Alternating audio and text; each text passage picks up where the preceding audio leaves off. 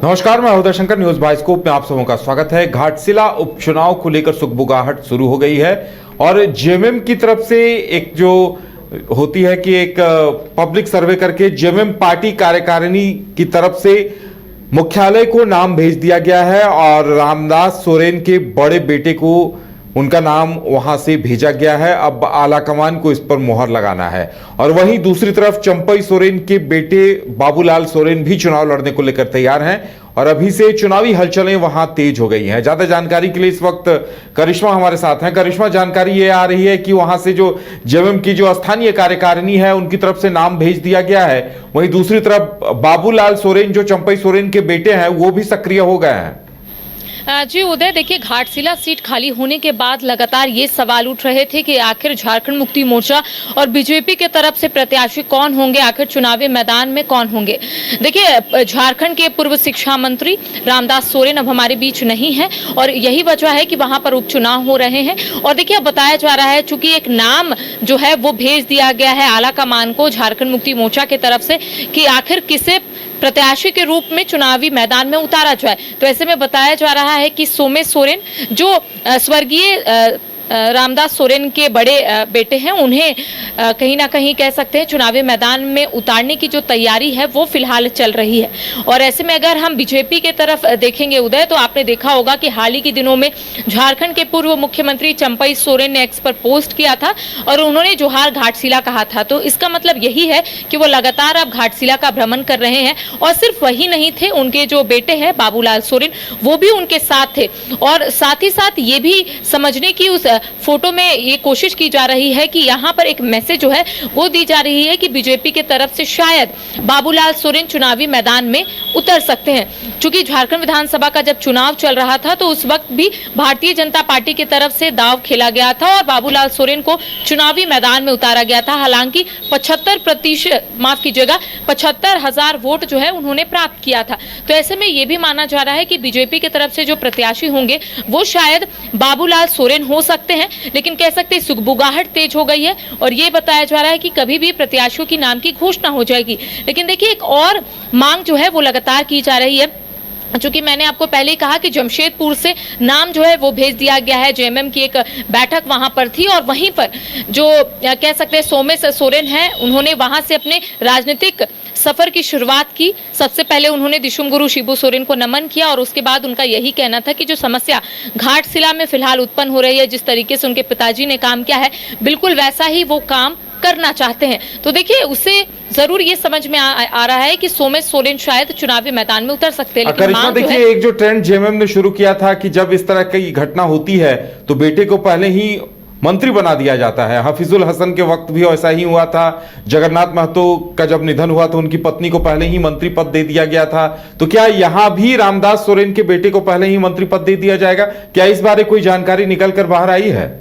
जो देखिए डुमरी हो या फिर बेरमो या फिर मधुपुर, आपने देखा होगा कि यहाँ पर जैसे ही सीट खाली हुई वैसे ही मंत्री पद जो है वो दिया गया। हालांकि बेरमो में आपने देखा होगा कि वहां पर भी प्रत्याशी के रूप में जयमंगल जो है वो चुनावी मैदान में उतरे थे। और इसके साथ ही अगर हम डुमरी की बात करेंगे तो स्वर्गीय जगन्नाथ महतो की जो धर्म पत्नी है बेबी देवी, उन्हें मंत्री बनाया गया। उसके बाद वो चुनावी मैदान में उतरी है। तो एक ट्रेंड जो है वो जेएमएम की तरफ से शुरू कर दिया गया था और ये मांग जो है लगातार की जा रही है कि पहले सोमेश सोरेन को हेमंत कैबिनेट में जगह मिलनी चाहिए, पहले उन्हें मंत्री बनाना चाहिए और उसके बाद उन्हें चुनावी मैदान में उतारना चाहिए। तो देखिए लगातार ये मांग जो है वो की जा रही है।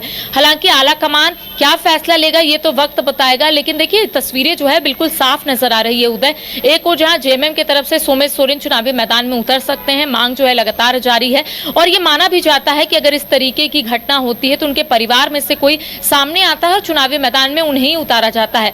तो ऐसे में ये माना जा रहा है कि सोमेश सोरेन जो स्वर्गीय रामदास सोरेन के बड़े बेटे हैं, उन्हें चुनावी मैदान में उतारा जा सकता है। लेकिन देखिए सबसे बड़ा सवाल है संथाल के बाद देखिए कोल्हान में अगर हम बात करें तो झारखंड मुक्ति मोर्चा की पकड़ जो है वो मजबूत है। हालांकि 2 टर्म पहले बीजेपी का वहां गढ़ हुआ करता था, लेकिन उसके बाद से लगातार झारखंड मुक्ति मोर्चा जो है वो वहां पर आगे बढ़ता हुआ नजर आ रहा है और माना जाता है कि कोल्हान भी झारखंड मुक्ति मोर्चा का एक गढ़ है। तो यहाँ पर जो मुकाबला होगा उदय वो काफी दिलचस्प होगा। एक और अगर हम चंपई सोरेन के बेटे की बात करेंगे तो उन्होंने विधानसभा का चुनाव जरूर लड़ा और 75,000 वोट जो है उन्होंने हासिल किए थे। दूसरी तरफ अगर हम सोमेश सोरेन की बात करेंगे तो उन्होंने भी एक मैसेज जो है वो दे दिया है कि अगर वो आते हैं, अगर वो लोगों के बीच जुड़ते हैं तो सबसे पहले लोगों की जो समस्या है घाटशिला में उसे वो दूर करने की कोशिश करेंगे। तो अब देखने वाली बात होगी उदय कि आखिर आधिकारिक पुष्टि कब होती है, आखिर जेएमएम की तरफ से कौन उतारे जाएंगे, और सबसे बड़ा सवाल है कि क्या बीजेपी की तरफ से एक बार फिर से बाबूलाल सोरेन पर दांव खेला जा सकता है, या बीजेपी जो है इस दिशा में आने वाले समय में कुछ पहल करेगी या फिर कोई कह सकते लिस्ट जो है वो जारी करेगी। ये देखना काफी दिलचस्प होगा। जी चलिए करिश्मा, हमारे साथ जुड़ने के लिए और तमाम जानकारी देने के लिए बहुत बहुत धन्यवाद। तो मंत्री पद दिए जाने के साथ ही अब जेएमएम कौन सा कदम उठाती है इसके लिए हमें भी इंतजार करना होगा, लेकिन ये तय माना जा रहा है कि जो ट्रैक डुमरी में और मधुपुर में जो कदम उठाया गया था जेएमएम की तरफ से, उसी तरह की रणनीति विपक्ष को मात देने के लिए यहां भी हेमंत सोरेन सरकार की तरफ से अपनाई जा सकती है। और क्योंकि दावेदार जो मुकाबले में है चंपई सोरेन,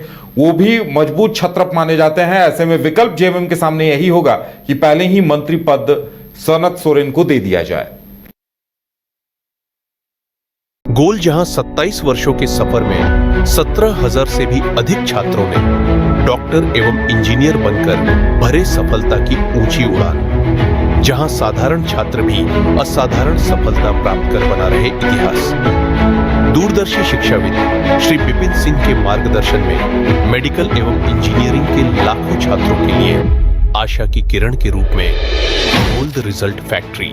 घर रहने का मकान भर नहीं, ये खुशियों की तिजोरी है।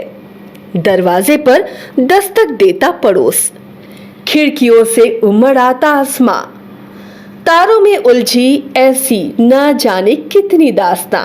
कहती हैं चले डायमंड सिटी, एक सफर हम सफर के साथ अपने घर तक। Diamond city, life long bonding, 500 से ज्यादा खुशहाल डायमंड परिवार। जल्दी करें, सिर्फ 200 फ्लैट बाकी, आज ही बुक करें अपना आशियाना। शहर की भीड़ से बोर हो गए हो तो चलिए आज नए वाइब में आपको लेके चलते हैं, जिसका नाम है वैदिक विलेज। एम्स पटना से 10 मिनट की दूरी पर नौबतपुर में स्थित ये सोसाइटी सिर्फ आपके लिए है। यहाँ पे मेन रोड 30 फीट की है, रिंग रोड 24 फीट की है और ब्रांच रोड 20 फीट की है। यहाँ मिलेगा आपको स्विमिंग पूल, जॉगिंग ट्रैक, मंदिर और 24/7 सिक्योरिटी कैमरा जैसी बेसिक एमिनिटीज। शांति और सुकून से भरा प्लॉट चाहिए तो सोचना बंद करो, अभी कॉल करो नीचे दिए हुए नंबर पे।